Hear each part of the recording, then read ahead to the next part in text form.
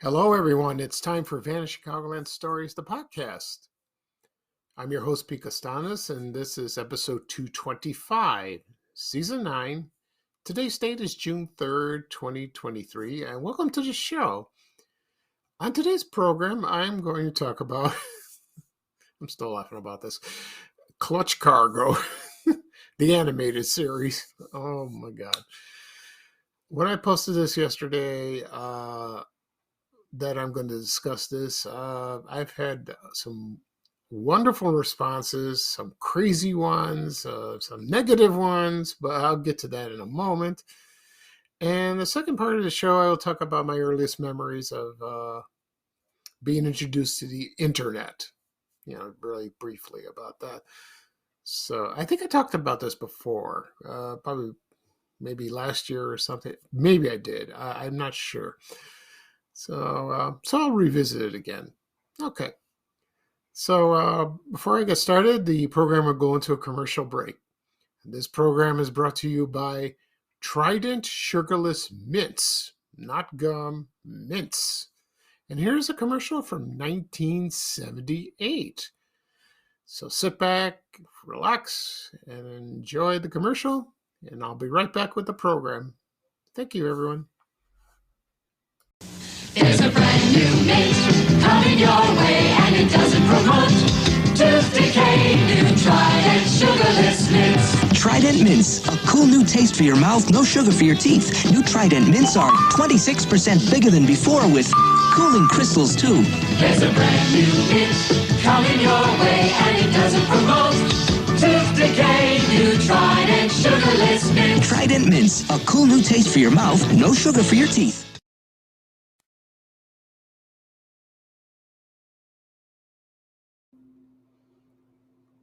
Okay, everyone, I am back. I hope you enjoyed that commercial for Trident Sugarless Mints.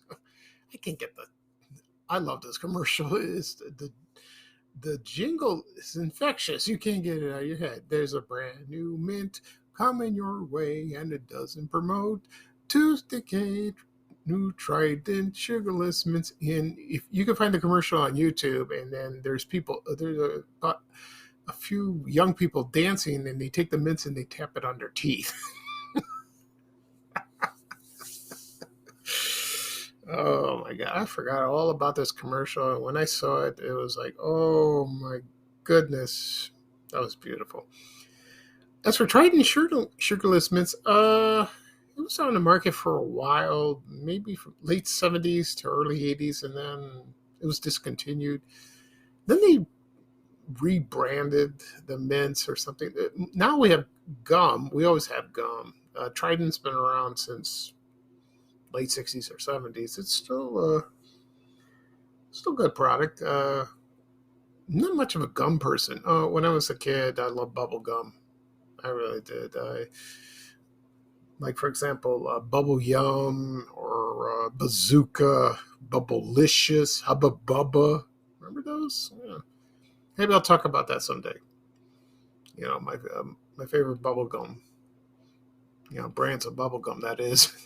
So that'd be kind of cool. I remember the commercial. I think they aired this on Saturday mornings when American Bandstand was on television on WLS TV Channel 7, and hosted by Dick Clark. And somebody email says, why don't you talk about that show? Because we grew up watching it on Saturday mornings. I said, yeah, maybe. It's not a bad idea. Because during the 70s and early 80s, we saw a lot of performing artists.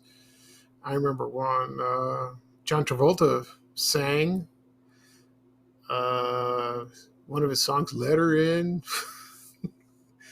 and they interviewed not singers, actors and actresses too. Well, I'll touch on that. I'll give it some thought. Okay. Anyway, at the beginning of the program, I said I was going to talk about Clutch Cargo, the animated series, and also my earliest memories of the first time using the internet. Before I get started, I want to mention one thing. About a couple of days ago, everyone who follows me on Facebook and Twitter knows about this. I had to block somebody from my social media accounts because they called Vanish Chicagoland stupid, worthless, and full of crap. But they used the S word. I want to clarify something. The person that I blocked was not a troll. He was not a bot. I get trolls every day, but I don't post online saying, "Oh, this troll said this. This troll says that." No. Maybe I did that before, but no. If I get that, I just delete or block and then move on. But this was different because this person was someone I knew. And he was not really a friend. He was an acquaintance of a friend of mine. I met him a few times over the years. I've talked to him. But then all of a sudden, he just turned like that. He was horrible and like that. And well, first, before I blocked him, I emailed him and I said, "Well, what's the matter? Well, why are you talking like that?" And then he refuses to answer. And he kept going and going. I think he was drunk or just bitter. I know one fact that he was going through a lot in his personal life. I had to ask somebody about that, and he told me, well, he's going through a divorce, and he's just angry at the world. But that doesn't give him an excuse to talk to other people. Don't take your anger on other people. I did that a couple of times in my life, maybe more, but never did that. It's not right. So I had to block him, but I haven't heard from him since because he could text me and all that. But if he apologizes and says, "I'm sorry, I didn't mean to do that," I might reconsider. Yeah, but he's on Facebook, so I would block him. I don't know about Twitter. I have no idea. So I haven't seen him in a long time. But he doesn't live near my house, so that's okay. But it was very hurtful. Because that was really bad. And when I posted this and I explained this to everyone, I had a lot of support. A lot of comments, and I want to thank you for that. I'm not here to fishing for compliments. It's just something that I had to address, something I have to tell you, because this happens to all of us. It's worse when you're a celebrity, which I'm not. I'm not a celebrity. I'm just me. But they get them every day. Local celebrities. People in the news, actors. Anyone in the media. They get a lot of that. It's horrible. Someone pointed it out for me. So they just delete them, block them. Fine. Okay. Enough of that. So let's get started on Clutch Cargo. Before I explain the history and my memories of Clutch Cargo, I want to say what I said in the beginning of the program, that I had a lot of comments from my followers. And he said, "Oh, I love this show. I loved it when I watched it as a kid. I hated it. It was scary. It was creepy. It was stupid." It was, and they said it was the most asinine thing they ever saw on television. To most people, it was, But when you're a kid, like me, I was fascinated by it, and it wasn't like today, state-of-the-art special effects cartoon. It was very primitive and very low budgeted, shoestring budgeted and cheap looking, which is what's true. It was. But the bottom line is it's very memorable. You can't forget about this show. Oh no! If you grew up in Chicago, uh, like me, in the late '60s and the '70s, that's one of your memories. You can't forget about this show. It aired at other cities around the United States, but So I'll get started on the history of that and my memories of Clutch Cargo. Okay, here we go. So this premiered on March 9th, 1959. It was syndicated. Uh, the production company was called Cambria Productions.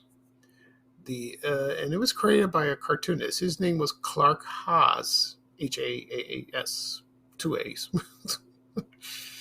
And it was noted for their cheap animation, but their stories were imaginative and very they got your attention for that.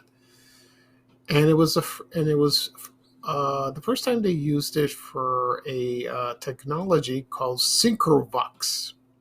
Okay, and Synchrovox was a filming method, and that was developed by a man. He was a cameraman. His name was Edwin Gillette. And what he did was he used this before in the 50s to simulate talking animals in TV commercials, which is done today. I've been doing that.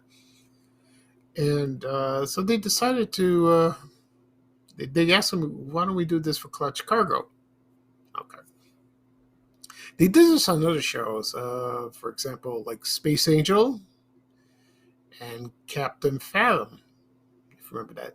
I forgot about Captain Fathom. Space Angel I used to watch a lot. Okay, as for Clutch Cargo, the type of show was like one of those old-fashioned serials that you used to watch in the movie theaters, like back in probably the 40s and the 50s, like Flash Gordon or Batman or Captain Marvel, or Westerns. He did that. So this, the plot of the story was Clutch Cargo. He was sent around the world on dangerous assignments, and accompanying him was his young ward Spinner and his dog Paddlefoot, which he was a dachshund. Can't even say that. And they would, like I said, they would travel around the world, and then they did that. And let's see, and they had a sidekick. I forgot his name. Oh, jeez, I don't know. When I find out, I'll let you know. Anyway, so the show was 5 minutes long, and their adventures were about 5 episodes. And it was like they had a cliffhanger. So they would air it about 5 minutes, and then you would wait the next day to let's see. So I found it. He had a pal, Swampy. He had a black beard and all that. I forgot all about him. I don't know if he was on every episode. Maybe. I'm not sure. So anyway, it was 5 minutes long, and then it ended in a cliffhanger. That would be the 5th episode. It was 50 episodes long, so they had about, I can't do my math very well. You could watch the entire episode like really quickly, like that. So it ran for like a half an hour each episode, like that. And let's see. Also, the way they did it with the before I get started, they used the Synchrovox, for the famous lips that the animation is it's like frozen, and then you have the red lips talking, and I think that creeped out a lot of people. It didn't creep me out when I was a kid. No, I found it kind of fun to watch that. So the technique of the Synchrovox was by superimposing live action human lips over limited motion animation or even motionless animation cells like that, just like I described. And they did this to save money and time to do that. So it's funny. So according to a couple people, according to some sources, excuse me, this is how it was done. They sat you down and they put you in, they strapped you, maybe not strap you, but they put a brace over your, like in your head like that. Well, first they applied makeup around your mouth. Then they applied the red lipstick on your lips. And so it's like you would be strapped in a chair and your head in a brace. It's like you're going to the electric chair or something like that, or you're going to the dentist. And you have to remain like that when you spoke your lines. And then they would film it, his mouth, they filmed their mouth and then they spoke the lines to it, like that. And there was, I don't know how long the process took, maybe quite a while, seems like it. But that's what they did. And it's amazing. I don't know if a few actors complained. Well, there weren't that many actors that were on the show. There was one actor, his name was Emil Sitka. You probably know him from the Three Stooges. He was a supporting cast member. He starred in mostly with Shemp, and Moe and Larry. He did that because he did certain accents and like that, and that's how he described it. Anyway, so that's how it was done, and it became very funny as time went on. My memories of that was they aired this cartoon on Garfield Goose and Friends on WGN TV Channel 9, which we all watched. And I remember Fraser Thomas, the host, would bring the little theater screen, apply that, and he goes, "It's time for Clutch Cargo." And then we couldn't wait.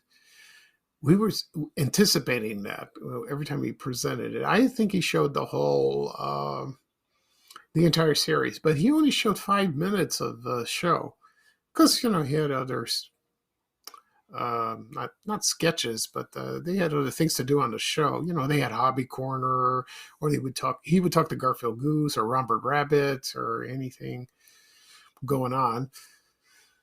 And, but, that kind of stinks because now we had to, when they presented like the first episode, we had to wait the next day for the second one, and the third day, and the fourth day, and then the fifth day it would conclude.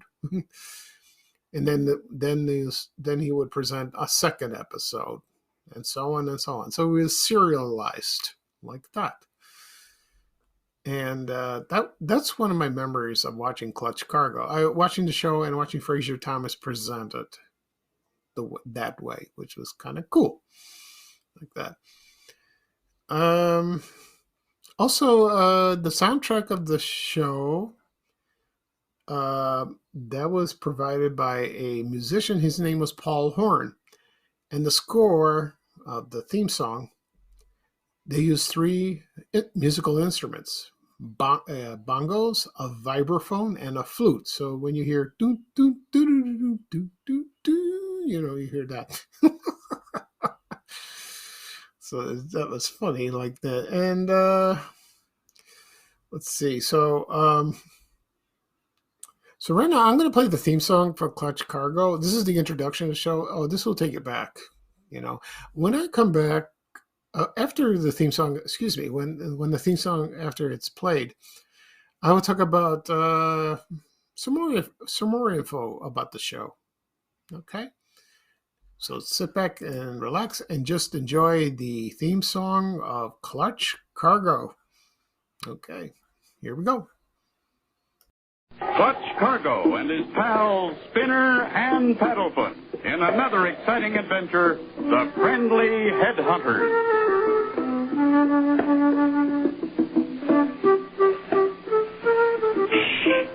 Gotta move sort of careful. Old Chubb's gone kind of native. Okay, everyone, I am back. I hope you enjoyed the theme song for Clutch Cargo with that bongos and the flute. So memorable. So it's beautiful. Let's see what else. There was when this show aired in the early '60s. They had merchandise. They promoted the show. They had coloring books, a kit. If you want to sign up to be a fan, if you want to be a member of his fan club, you get a certificate in the mail. Those are very, very rare objects of that. You can find them on eBay like that. I never received them like that. And I think there was jigsaw puzzles, probably, not certain. Anyway, so, and also coloring books. Yeah, like that. The show is on DVD if you want to purchase it. That was released around 2005, 2006. It comes in 2 volumes. I never bought it. Someday I will. I like to do that. Because in the DVDs they have special features, and I like to get that. I was also told that they have we're in the streaming era now. There's a channel for that for Clutch Cargo, and I think it's on Roku or Tubi, and you can watch the episodes if you like, and it's all on YouTube too. You can watch all the episodes, I believe. So that's kind of nice, like that. And a clip of the series appeared in the 1994 movie Pulp Fiction.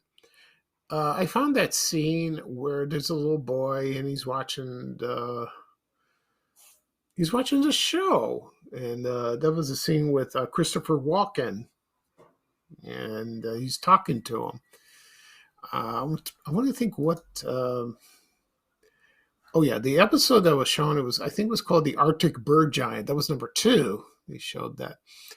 The voice of Clutch Cargo was he was the announcer of the, he did the introduction of the show. His name is Richard Cotting. That was the only acting job he did. I tried to find information about him, but I couldn't find anything. I don't know if he's still alive. Where he was born. What other work he did. Nothing. The voices of Spinner and Paddlefoot and other maybe female characters. That was actress Margaret Carey, and she did. She put in a lot of TV shows like that, and she's still alive to this day. She did a lot of acting back then. Also, like for the bad guys, or maybe, for example, Swampy. I think it was actor Hal Smith. You know him as Otis the drunk from the Andy Griffith Show. He did like villains, all kinds of. When you're a kid, you don't notice that stuff, but when you get older, yeah, you do. So he did everything, pretty much. That. So like I said, this show was very memorable. And a lot of people comment, it's still scary. I didn't like it. Other people, I loved it. It was great. It was escapism, and you were hooked on it. You were hooked on this show, like any show that had cliffhangers. It was like a soap opera, in a way, like that. So it's not on you can't watch it on local television. I mentioned before, you can stream it or watch it on YouTube or buy the DVDs. It's available probably on Amazon or eBay. Help yourself. I might do that myself. that. Okay. Whew. That's really all right. Last thing I'm going to talk about quickly is my earliest memories of the internet. Now, you know how the internet is today. It is very essential to every home. It's like your television, your telephone, anything that you need in your life. If you didn't have the internet now, you feel helpless. Because everything, you rely on it, you depend on it, you need it. But not back then when it was introduced. So this was invented like a long time ago, like by the military, like probably 69, 1970, and then it was not available for the public. Later on, it was slowly, probably about the early 90s. Because I remember seeing an article in Entertainment Weekly, if you remember that magazine, and they listed an article. Let's say they published an article, and they listed here. You can read this on the web, the World Wide Web. And I go, what is that? Nobody had a computer. Very few people did, or very few people were connected to it. So the other memory of that is the first time that I got the internet. The reason was my brother was living here at the time in my house. He's in California now. He was teaching somewhere, and he needed the internet for school. So we shopped around, and there was a company called Cordcom. That's CORE.com. I don't know if they're still around. I think they are. They were based in Michigan. And they introduced dial-up, not DSL or super speed like today. With the dial-up, it'll, this is using with a telephone line, and it would just, you can't use the phone because you're on the internet. So I remember we bought a computer. We bought it from a friend of my brother's. He's my friend too. And he sold us a computer with the internet, and I think my brother, I don't know how he did this. He probably called and said, I would like to buy the internet, with that. And they said, okay. You had to provide your phone number, where you live, blah, blah, blah, and all that. And we were all set. This happened about 97, 98. And I think they gave us some software, and we connected it. And then a lot of people will remember it when you start up, it makes that sound like that. And then American Online became very, very popular like that. Okay. And I used to, when you first use it, you're hooked. You're hooked on it. And it was fascinating. I got very carried away because sometimes my mother wanted to use the telephone. We didn't have cell phones back then. She would get upset because I'm on the internet. We couldn't help it, because it was something new and innovative and exciting. Now it's ordinary, all right, but we still use it. It's like that. As for speed, it was not as fast as today. It was adequate, like that. Okay. Before I go further, I'm going to play a commercial for American Online. This is like briefly, it's about 15 seconds. If you listen to the guy who's talking, you may recognize him. If you don't, I will reveal who it is. Okay?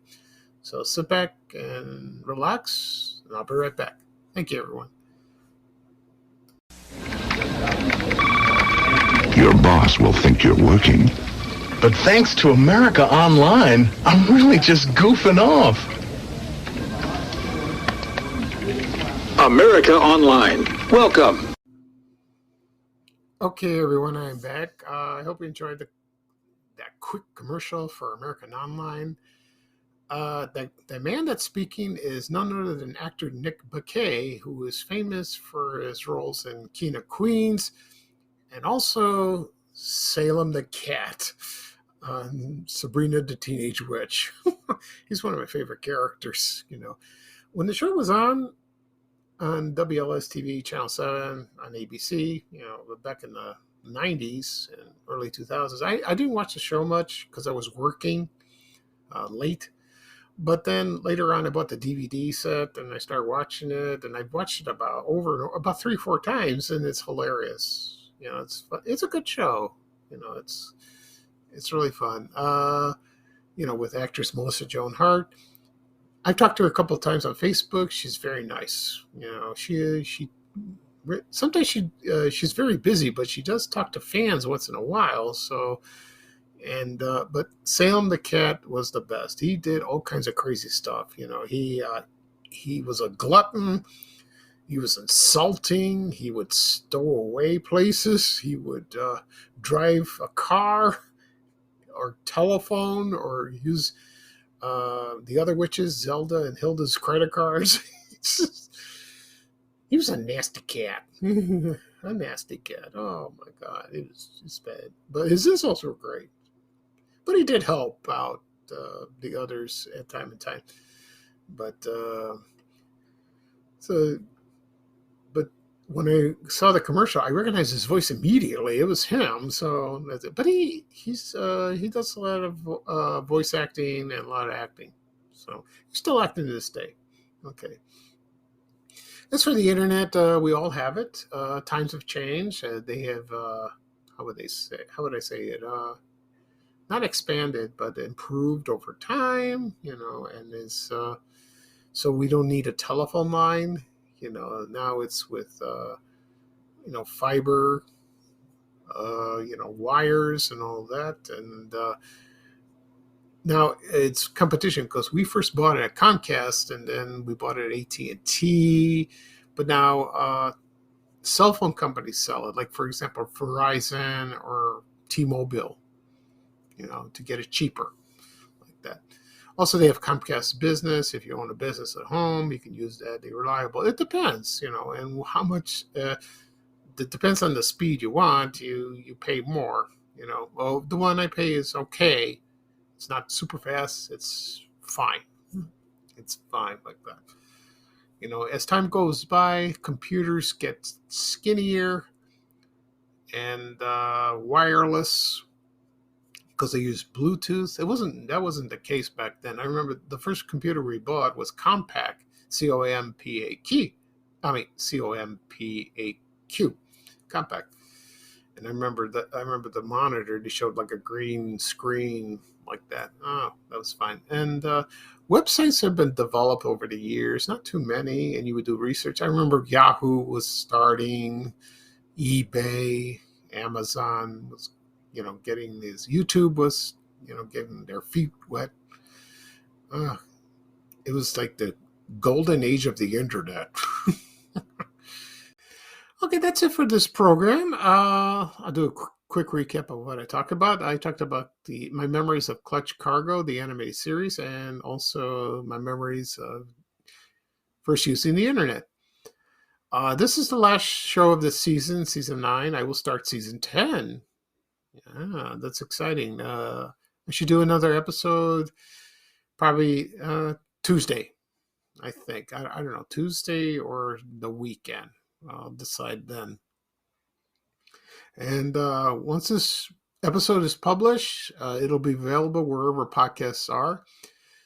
Apple Podcasts, Google Podcasts, Spotify, Amazon Music. Please subscribe to my podcast on those apps.